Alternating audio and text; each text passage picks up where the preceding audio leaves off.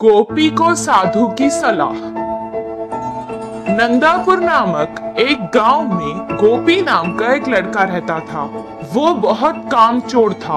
वो हर काम को आसानी से बिना मेहनत के करना चाहता था। मेहनत का काम उसे बहुत मुश्किल लगता था। उसे घूमना फिरना और मस्ती करना बहुत पसंद था। वो हमेशा गांव के बच्चों के साथ फिरता रहता था। उसके माँ बाप उसके लिए बहुत चिंतित थे। वो बस अपने बच्चे को सुधरता देखना चाहते थे। एक दिन उसे गांव में एक साधु मिला। साधु को गोपी के बारे में पता था। उसे सुधरने के लिए उसने उसे एक सलाह दी। तुम बहुत अमीर हो जाओगे अगर तुमने मेरी ये बात मान ली तो। अपने गांव के बाईं तरफ एक आम का पेड़ है। उसके 10 कदम पर अगर तुम खोदना शुरू करोगे तो तुम्हें वहां सोने का खजाना मिलेगा। ये बात सुनकर पहले गोपी बहुत खुश हुआ, लेकिन मेहनत लगेगी सोचकर ये कहने लगा, आप इस खजाने के बारे में मुझे ही क्यों बता रहे हैं? आप खुद भी तो इसे लेकर अमीर हो सकते हैं। हम साधुओं को धन का लालच नहीं है, हम बस लोगों की मदद करते हैं। इतना कहकर वो वहाँ से चला गया।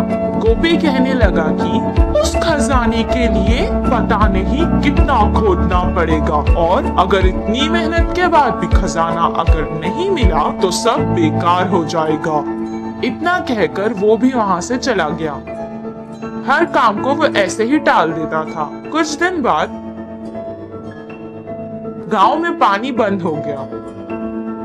गांव वाले पानी की तलाश में हर कोशिश करने लगे। कितनी सारे कुएं खोदने के बाद भी उन्हें पानी नहीं मिला। उस समय गोपी को साधु की बात याद आ गई। मैं अगर इस बुरे समय में वो खजाना लेकर इस गांव से चला जाऊं तो आराम से रह सकता हूं, वो सोचने लगा और वहां से फावड़ा लेकर आम के पेड़ के पास खोदने चला गया।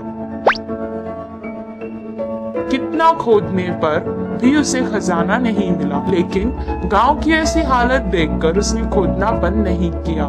खजाना लेकर यहाँ से चला जाने की लालच में वो खोदता ही गया। 4 दिन तक खोदने के बाद उसके पैरों के नीचे उसे पानी महसूस हुआ। कुछ देर बाद उस घड़े में पानी भरने लगा। वो तुरंत उस घड़े से बाहर निकल गया। पानी कुएं की तरह उस घड़े में भर गया। इस बात का पता गांव में लगते ही सारे गांव वाले आकर उस कुएं को देखने लगे। गांव वालों की जान बचाने के लिए सबने उसे कुछ न कुछ उपहार भी दिया। मेहनत के बाद शाबाशी के साथ साथ उसे इनाम भी मिला, जिससे वो बहुत खुश हुआ और इस दिन से वो मेहनत के काम करने लगा।